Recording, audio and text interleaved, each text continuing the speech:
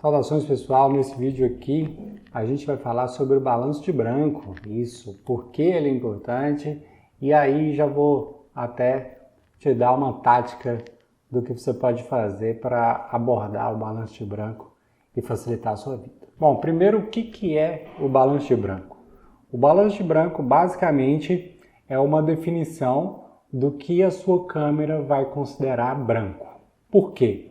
Porque o branco, embora a gente fale aí que várias coisas são brancas e tal, quando a gente coloca elas uma do lado da outra, elas não são exatamente brancas.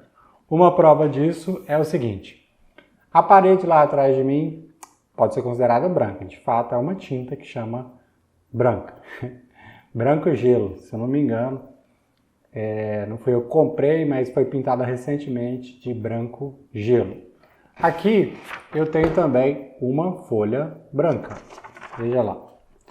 E se eu colocar as duas juntas, você pode perceber que tem uma diferença entre as duas. É muito diferente ou não é? E aí, qual é o verdadeiro branco? Tem outras questões brancas. A camiseta que você usa é branca. Enfim, várias questões podem ser brancas, podem ter várias coisas brancas diferentes. E aí, a câmera precisa saber qual é o branco. Era muito comum, as câmeras hoje ainda tem, mas normalmente a gente não faz isso mais, que chama-se bater o branco. Por que a gente não faz isso mais? Porque é mais fácil adotar outras técnicas. Mas o que seria bater o branco? Bater o branco é mostrar um quadro branco, ou o que é o branco referente naquela cena que você está fotografando, para a câmera. E aí, no caso da fotografia, você tira uma foto ali sob a luz que você vai usar, e aí a câmera vai tomar aquilo como branco e aí vai colocar as outras coisas no devido lugar das cores delas. Mas, para a gente entender realmente o branco e por que a gente não usa muito mais essa tática, a gente precisa voltar ali nas questões dos kelvins e das representações de cores. A tabela de Kelvin é uma tabela de temperatura de cor. Então, ela vai ali, que a gente usa, né, do 3000 até o 10.000. E aí você tem ali uma tabulação de cor. Ela é maior do que isso, tá? Estou falando do que a gente usa em fotografia. Uma marca central ali, que a gente diz que é a luz do meio-dia, a luz do dia bastante claro, seria os 5.500 kelvins ou 5.300 kelvins. Na verdade, o que dizem os livros é que essa calibração é a calibração de meio-dia da cidade de Washington, capital dos Estados Unidos. Eu já vi isso em livros. Então, como não somos nós que fazemos esses equipamentos e tal, essas referências são em outros lugares. Mas é mais ou menos isso. Então, essa luz meio-dia, a gente está ali entre 5.300 e 5.500 kelvins, 5.000 e alguma coisa, tá? Se a gente tem um dia nublado, os kelvins estão acima, então quanto maior o kelvin, mais a gente tem aquela luz azulada. Então, o dia mais nublado está acima de 5.000 kelvins, 6.000, 7.000, enfim, pode estar por aí. E ali em 3.300 kelvins, às vezes até menos, 2.700 e tal, a gente tem a luz de vela. Então, lá abaixo do que sua câmera chega, seria a luz de vela. Então, aquele fogo, né? Aquela coisa alaranjada, avermelhada, amarelada, tá? E isso é uma questão física séria, né? Se você pensar no fogo, o fogo mais forte é o fogo azul, a chama azul. Aquele fogo vermelhão, ele é o fogo mais fraco, assim, em relação ao fogo, obviamente, né? Ele queima do mesmo jeito. Então você tem aí a escala de Kelvin e aí você escolhe. Se você trabalha com luz artificial, vou trabalhar com flash no estúdio e tal, você já sabe qual é o Kelvin da sua lâmpada, tá? Então, quando você compra a lâmpada, o flash e tal, você tem os kelvins nela. Igual hoje em dia você vai comprar no supermercado uma lâmpada de LED, se você olhar lá na embalagem, tem os kelvins dela. Então a luz brancona, ela é normalmente os 6.500 kelvins, e quem gosta daquela luz mais avermelhada, que lembra tungstênio antigo, compra lá os 4.000 kelvins, e aí ela já é, ou menos, e aí ela já é mais avermelhada. Então, retomando, se você está no estúdio, você sabe qual é, e aí você vai lá e coloca manualmente na sua câmera o Kelvin igual do flash ou da luz artificial que você está usando, se for luz contínua, tá? Então, isso aí você já vai saber.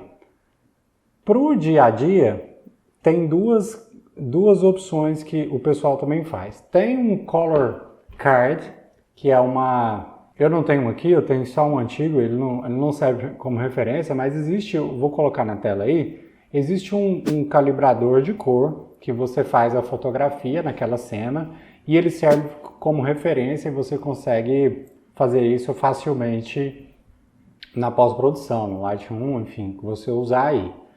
Como que eu faço? Eu faço diferente.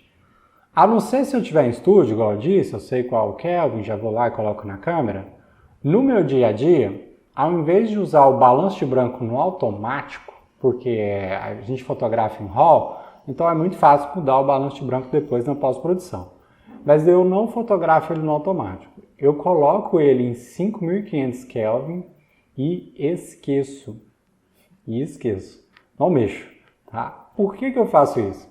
Justamente porque eu fotografo em RAW, é muito fácil mudar. Eu posso até ver o horário que a foto foi tirada e a partir dali colocar o Kelvin que eu acho mais adequado. Mas mais importante que isso, se eu estou num lugar e, por exemplo, durante uma hora eu tiro 30 fotos, sei lá quantas fotos, quando eu conserto uma foto, eu posso copiar aquele balanço de branco para todas as outras. Copiar mesmo, Ctrl+C, Ctrl+V, e aí eu trato 30 fotos com um trabalho de uma.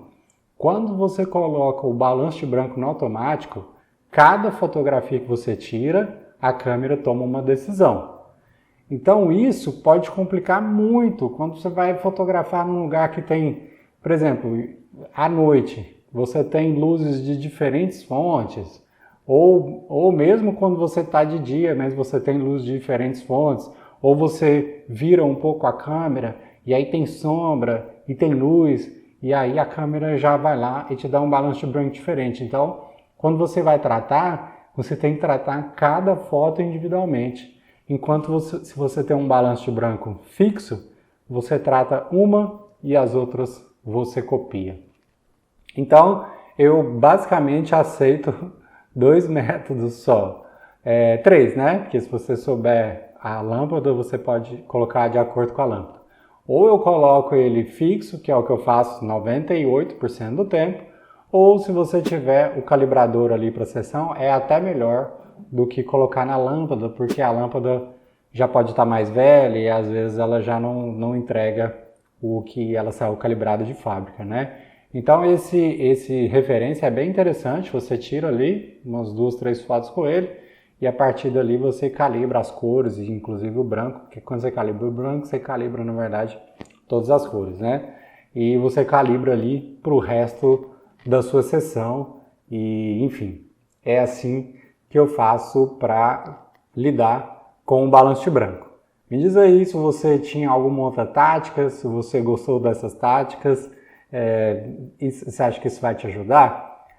Depois de um tempo, é só isso que eu faço, tá, gente? Fotografo em RAW, balanço de branco no 5500, e aí o que for veio, depois eu trato, porque, enfim, o Lightroom tá aí para isso, para facilitar você fazer esse tratamento em larga escala, digamos assim, né, em escala industrial. Eu espero que esse vídeo tenha te ajudado a compreender o balanço de branco, se você ainda não tinha compreendido, a ter uma tática para sua prática do balanço de branco. E aí, se isso te ajudou, se isso foi valioso para você, dá uma curtida ali pra gente, se inscreve se você quiser receber mais conteúdo e principalmente escreva aí que tipo de conteúdo te ajudaria na sua prática fotográfica, no seu dia a dia, nos problemas que você tem, porque aí eu posso trazer uma coisa e a gente vai criando aqui uma audiência, uma comunidade e aí a gente, né, vai trocar muito, beleza? É isso, até a próxima, valeu!